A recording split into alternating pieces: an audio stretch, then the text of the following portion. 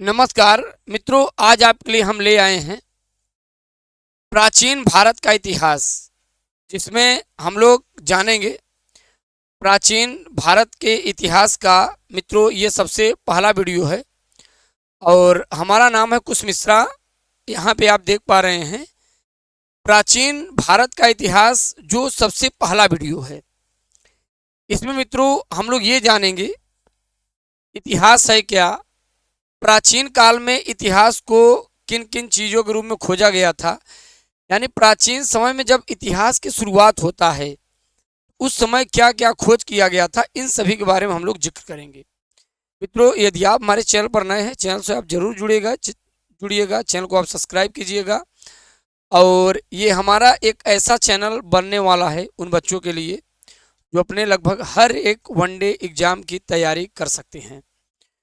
यहाँ पे आप देख पा रहे हैं प्राचीन भारत का इतिहास। मित्रों, अगर बात करें इतिहास, इतिहास है क्या, बहुत ही सिंपल इतिहास का यहाँ पे आप देख पा रहे हैं मित्रों डिफिनीशन है, बहुत ही सिंपल वे में बताया गया है। इतिहास अतीत में घटित घटनाओं का विवरण है।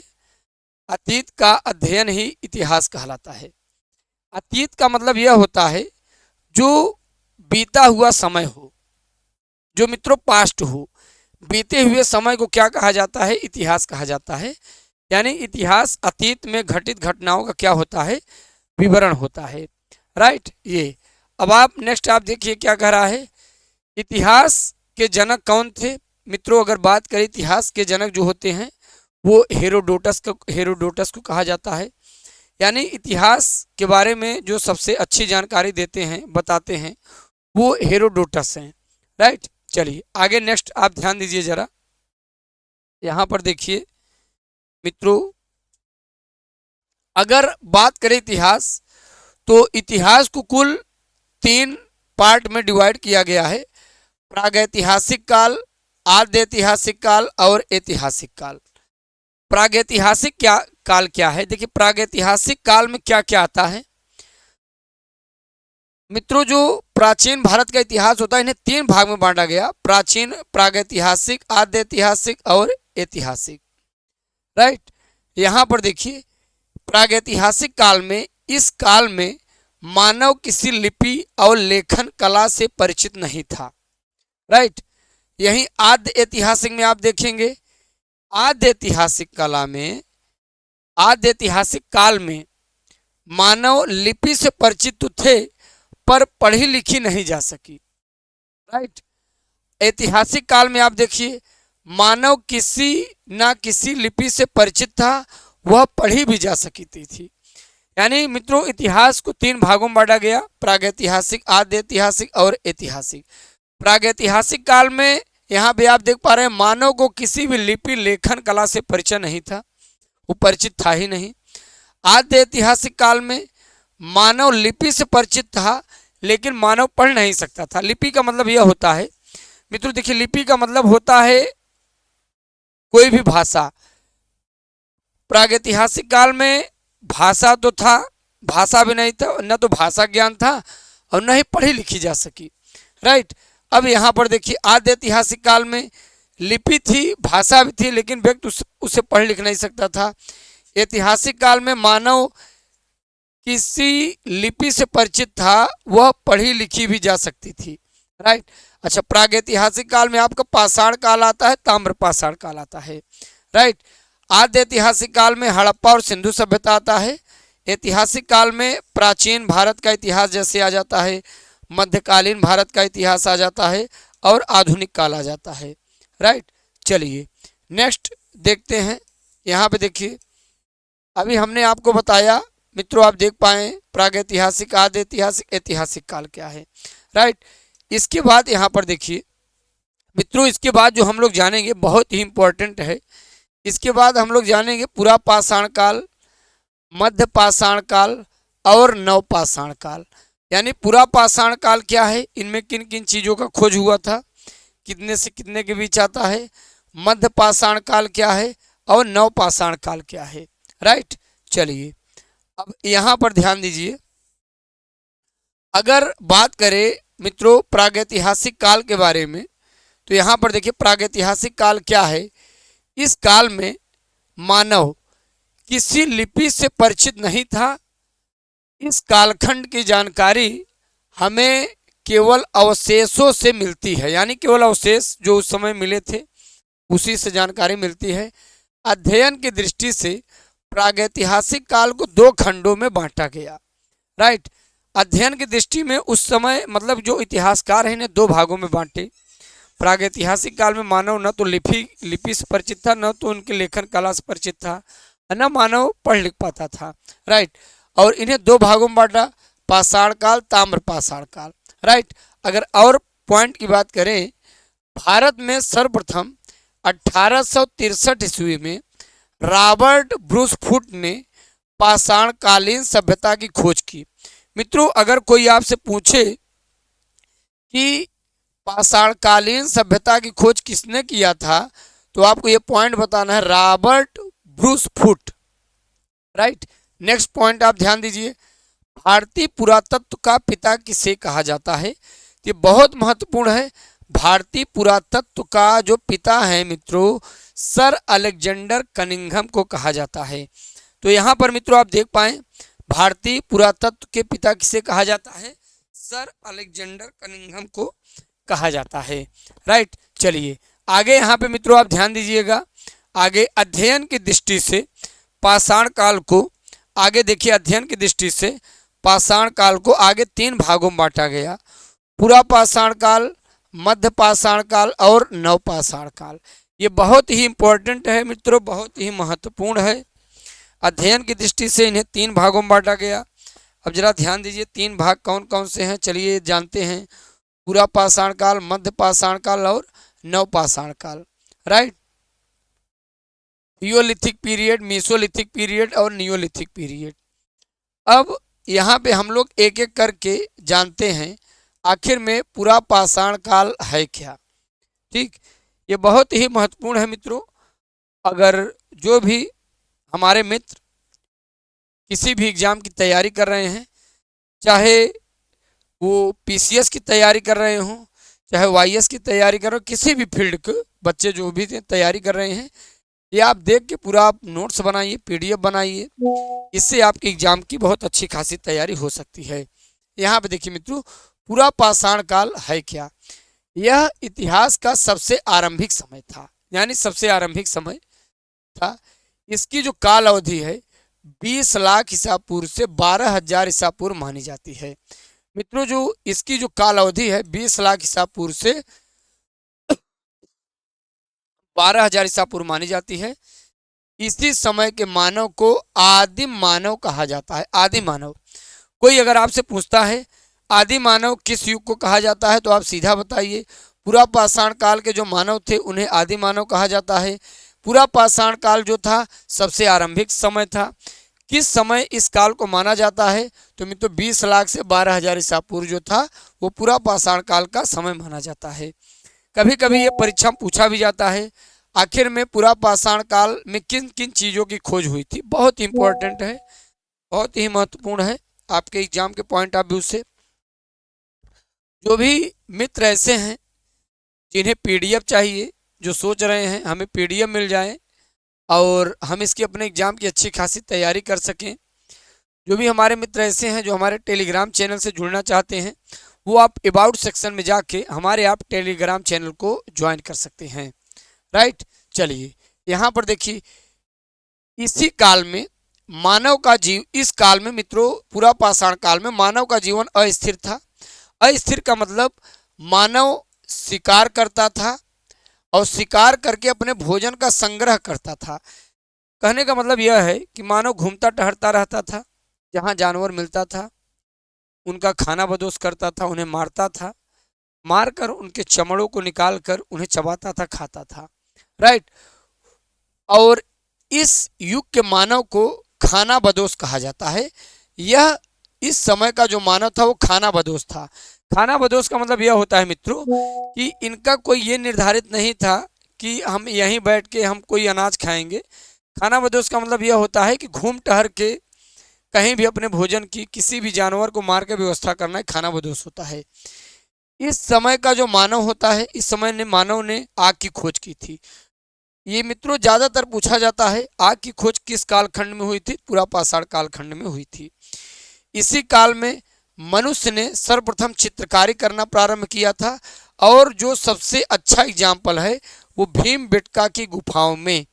कभी भी अगर आपके एग्जाम में, कंपटीशन एग्जाम में, किसी भी वनडे एग्जाम में पूछा जाए आग की खोज किस काल में हुआ? पूरा पाषाण काल में।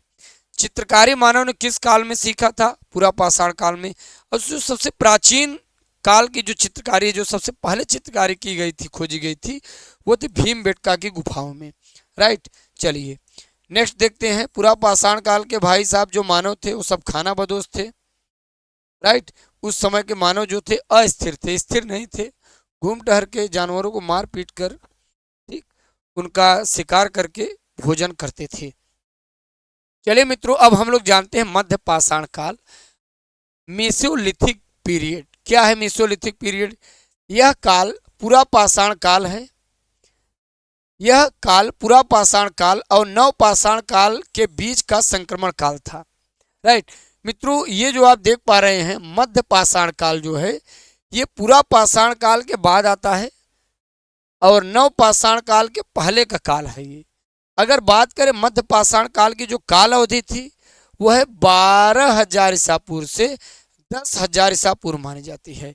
वहीं पूरा पाषाण काल 20 लाख से 12,000 और मध्य पाषाण काल 12,000 से 10,000 ईसा पूर्व मानी जाती है। अब बात करें इसमें कुछ फैक्टर के बारे में जो कि आप बोर्ड एग्जाम में अक्सर पूछे जाते हैं। इस काल के मानव ने पशुपालन करना आरंभ कर दिया। राइट, यानी कि पूरा पाषाण काल में मानव पशुपालन करना नहीं जानता था, जानवरों को मार कर खाता था। लेकिन जैसे मानव इस अवधि में प्रवेश करता है 12,000 से 10,000 ईसा पूर्व वाले में, तो इस समय मानव थोड़ा पशुपालन करना शुरू कर दिया था। खास बात यह है, मानव ने सबसे पहले कौन से जानवर को पाला था? कुत्ता पाला था। मनुष्य द्वारा पाला गया सबसे पहला जानवर मित्रों क्या था? कुत्ता था, डॉग। राइट, अब देखिए सेकंड पॉइंट क्या था? इस समय के मानव ने छोटे और नुकीले हथियार का प्रयोग शुरू कर दिया। छोटे हथियारों को माइक्रोलिथ कहा जाता है। अगर आपके कंपटीशन एग्जाम में मित्रों पूछा जाता है किस काल में मानव पशुपालन करना शुरू कर दिया था, तो आप सीधा सीधा बता सकते हैं मध्य पाषाण काल में मानव पशुपालन करना शुरू कर दिया था। आगे अगर पूछता है छोटे छोटे नुकीले हथियार मानव जब बनाना शुरू कर दिया था, उस प्रक्रिया को क्या कहा जाता है मित्रों? उस प्रक्रिया को कहा जाता है माइक्रोलिथ। ठीक, अगर यह पूछा जाए मानव ने सबसे पहला कौन सा जानवर पाला, तो कुत्ता पाला था। चलिए नेक्स्ट क्वेश्चन मित्रों हम लोग ध्यान दे, नेक्स्ट आपके देखते हैं फैक्टर क्या है। चलिए इसके बाद हम लोग जानते हैं नवपाषाण काल। मित्रों नवपाषाण काल क्या है? Neolithic period. मध्य पाषाण काल के बाद नवपाषाण काल आरंभ होता है। इसकी काल अवधि 10,000 ईसा पूर्व से 3,000 ईसा पूर्व मानी जाती है। देखिए कितने अच्छे तरीके से शायद आप समझ पा रहे होंगे। 10,000 ईसा पूर्व से 3,000 ईसा पूर्व मानी जाती है।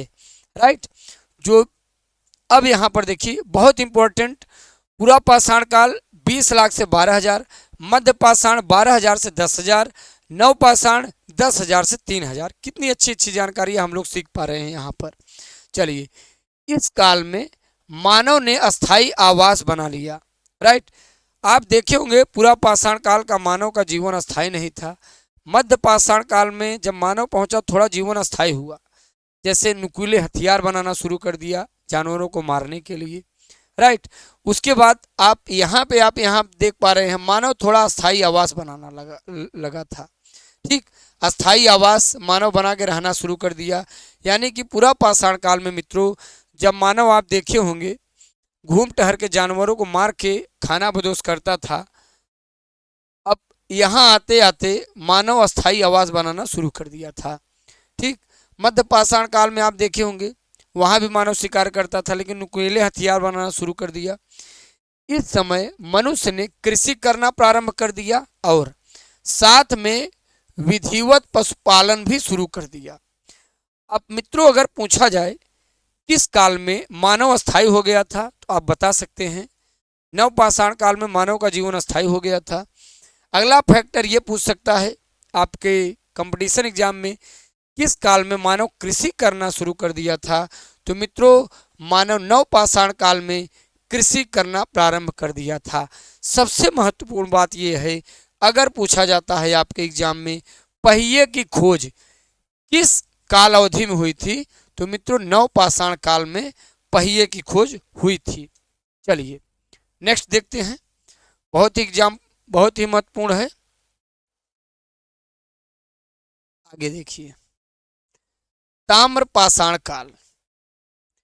मित्रों अगर बात करें ताम्रपाषाण काल के बारे में, पहले हमने जाना पुरापाषाण, मध्यपाषाण, नवपाषाण, और प्राचीन काल का जो युग था उसमें आप देखे होंगे दो ही युग में, पाषाणकालीन सभ्यता और ताम्रपाषाण कालीन, राइट। पाषाण काल तो हम लोग सीख सके, ताम्रपाषाण का मतलब यह होता है पूरा जो यहाँ पे आप देखेंगे जो समय अवधि होती, पूरी काल जो चलती है वो ताम्र में ही चलती है। नवपाषाण काल के आखिरी समय में ताम्रपाषाण युग की शुरुआत हो गई, राइट। कहने का मतलब यह था मित्रों, पहले मानव पत्थरों का उपयोग करता था, जैसे मानव तांबे की खोज करता है तो मानव क्या करता है, उसका जीवन तांबे पर ही चलने लगता है कि भाई साहब ये तांबा है, ये कौन सी चीज़ है, ये कहाँ से आ गया। जैसे आप देखे होंगे जब कोई चीज़ आपके सामने नई खोज होकर आती है तो वहाँ पे आपका दिमाग एक बार अटक जाता है, रुक जाता है, और आप क्या करते हैं उसके बारे में थोड़ा रिसर्च करने लगते हैं, जानने के लिए थोड़ा आप उसमें टाइम देते हैं कि आखिर में ये चीज़ है क्या, राइट। जैसे जैसे वो चीज़ें पुरानी होती जाती है आप आगे बढ़ते जाते हैं, नई चीज़ें आविष्कार करते जाते हैं, वो चीज़ें पीछे हो जाती हैं। वही यहाँ पर भी है। इस समय मानव में तांबे की खोज कर ली थी, इस समय मानव ने क्या की तांबे खोज कर ली थी। इस काल में मनुष्य ने पत्थरों के साथ तांबे के उपकरणों का भी प्रयोग करना शुरू कर दिया, राइट। चलिए नेक्स्ट देखिए, बहुत ही महत्वपूर्ण फैक्टर हैं ये जो कि आपको जानना चाहिए आपके कंपटीशन एग्जाम के पॉइंट ऑफ व्यू से। मित्रों यहाँ पर आप देखिए, हमने आपको बताया, क्या बताया, सबसे पहले मानव कौन सा जानवर पाला था, तो यहाँ पे मित्रों आप देख पा रहे हैं सबसे पहले मानव ने कुत्ता पाला था। क्या पाला था मित्रों, कुत्ता। उसके बाद सबसे पहले मनुष्य ने कौन सी धातु खोज की थी, तांबा। कभी कभी हम देखते हैं मित्रों ये प्रश्न आ जाता है कि सबसे पहले कौन सी धातु खोज हुई थी, तो ज़्यादातर हम देखते हैं हमारे जो मित्रगण हैं जाते हैं एग्जाम देने तो क्या करते हैं, वो चांदी रहेगा, तांबा रहेगा, सोना रहेगा, ऐसी बहुत सी चीज़ें रहेंगी, लोहा भी रहेगा, तो लोहा पे टिक करके चले जाते हैं। लेकिन आपको ऐसा नहीं करना है, इस बार आपको तांबा पे टिक करना है। सबसे पहले मनुष्य ने किस चीज़ की खेती की थी, तो मित्रों आप बताइए, सबसे पहले मनुष्य ने जौ और गेहूं की खेती की, राइट। ये भी बहुत महत्वपूर्ण है। चलिए आगे देखते हैं, मेहरगढ़ कहाँ पर है, बलूचिस्तान, राइट। मेहरगढ़ कहाँ पर है, बलूचिस्तान है। यहाँ पर मनुष्य ने सबसे पहले कृषि की थी। कोई अगर पूछता है सबसे पहले मनुष्य ने कहाँ पर कृषि की थी, बताइए, मेहरगढ़ में, जो कि बलूचिस्तान में है। अब यहाँ पर देखिए बुर्ज-होम कहाँ पर है, कश्मीर में है। यहाँ पर मनुष्य जमीन के अंदर गड्ढा बनाकर गर्त आवास में रहता था और यहाँ पर मनुष्य के साथ कुत्ते को दफनाए जाने का प्रमाण मिला। तो ये मित्रों बहुत ही महत्वपूर्ण है। अगर पूछा जाता है कि बुर्ज-होम कहाँ पर है, कश्मीर में है। कश्मीर में का क्या खासियत था, उस समय यहाँ पर मनुष्य जमीन के अंदर गड्ढा बनाकर गर्त आवास में रहता था और यहाँ मनुष्य के साथ कुत्ते को दफनाए जाने का प्रमाण मिलता है। चलिए आगे देखते हैं, यहाँ पर देखिए कोलडिहवा अगर बात करें तो साहब ये उत्तर प्रदेश में स्थित है। कोलडिहवा कहाँ पर है, उत्तर प्रदेश में स्थित है। सबसे पहले यहाँ पे चावल के प्रमाण मिले थे, बहुत महत्वपूर्ण है, राइट। तो ये आप एग्जाम में लिख सकते हैं, कोलडिहवा में, उत्तर प्रदेश में है कोलडिहवा, जहाँ चावल के प्रमाण मिले। भीमबेटका मध्य प्रदेश में स्थित है। अभी हमने ये बताया भीमबेटका की गुफाओं में मनुष्य द्वारा बनाए गए सबसे पहले शैल चित्रों का प्रमाण मिलता है। राइट। तो मित्रों यहाँ पे आप देख पा रहे हैं बहुत ही महत्वपूर्ण है ये आपके कंपटीशन एग्जाम के पॉइंट ऑफ व्यू से। चलिए आगे देखते हैं। तो अभी हमने देखा मेहरगढ़ में सबसे पहले कृषि हुई। बुर्ज-होम कहाँ, कश्मीर में है। यहाँ पर मनुष्य गर्त आवास बना के रहता था, सबसे पहले कुत्ते को दफनाता था यहाँ पर। कोल्ड कहाँ है, उत्तर प्रदेश में है, सबसे पहले चावल के प्रमाण मिलते हैं। भीमबेटका मध्य प्रदेश में है, यहाँ पर मनुष्य क्या किया था, सबसे पहले चित्रकारियाँ किया था।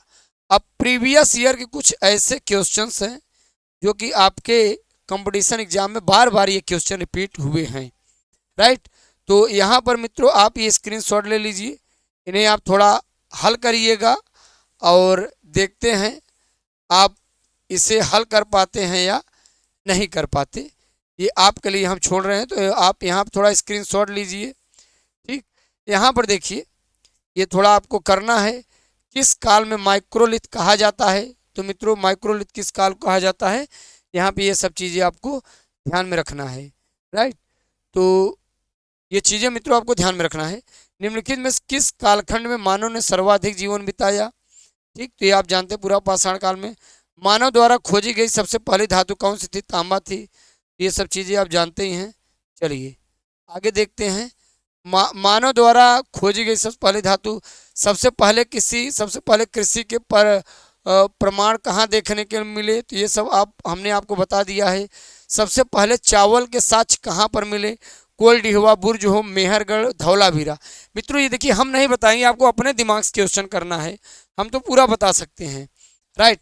आग का आविष्कार किस काल में हुआ, अभी हमने आपको बताया था, आप देख लीजिएगा। पूरा पाषाण काल में, नवपाषाण, मध्य पाषाण या ताम्रपाषाण। पहिए का आविष्कार किस काल में हुआ। राइट। इसके बाद आप देखिए कहाँ पर मानव गड्ढे खोद कर निवास करता था, अभी हमने आपको बताया। राइट। बुर्ज-होम में था। भीमबेटका गुफाओं में क्या मिला था, तो गुफाओं के शैल चित्र मिले थे। राइट। तो यहाँ पे आप देख पाए हमने आपको बहुत ही इम्पोर्टेंट तरीके से समझाया आपके कंपटीशन एग्जाम के कैसे क्वेश्चन आते हैं। चलिए मित्रों नेक्स्ट वीडियो लेक्चर के साथ मुलाकात करते हैं। धन्यवाद।